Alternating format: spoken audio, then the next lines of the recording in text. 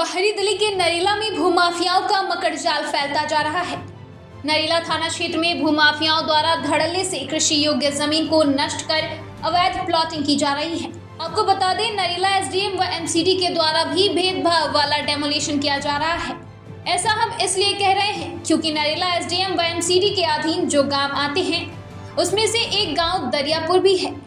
दरियापुर गांव में भूमाफियाओं द्वारा कृषि योग्य जमीन पर अवैध तरीके से मिट्टी डालकर प्लॉटिंग की जा रही थी, जिसकी भनक नरेला एसडीएम को लगी तो एसडीएम साहब ने तीव्रता कार्रवाई करते हुए जो कृषि योग्य जमीन पर अवैध प्लॉटिंग करने के लिए मिट्टी डाली जा रही थी, उस मिट्टी को जेसीबी मशीनें और ट्रक की मदद से उठवा लिया गया।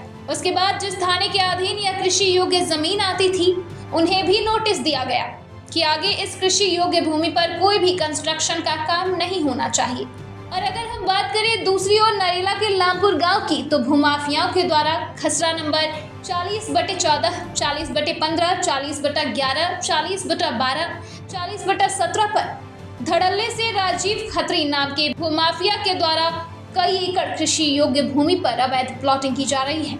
आपको बता दें, इस कृषि योग्य भूमि पर हो रही है अवैध प्लॉटिंग की शिकायत कई बार नरेला के एसडीएम साहब व एमसीडी के डीसी साहब को लिखित में दी गई। बावजूद इसके अब तक ना तो कोई एमसीडी विभाग की टीम यहां आई और ना ही एसडीएम साहब ने आकर मामले का संज्ञान दिया।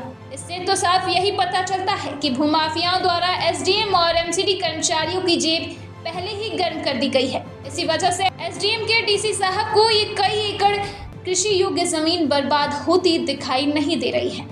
बता दें, यदि दिल्ली में ऐसे ही अवैध तरीके से कृषि योग्य जमीन पर प्लॉटिंग होती रही तो एक समय ऐसा भी आएगा जब दिल्ली वासी अनाज के एक एक दाने के लिए दूसरे राज्यों पर निर्भर हो जाएंगे।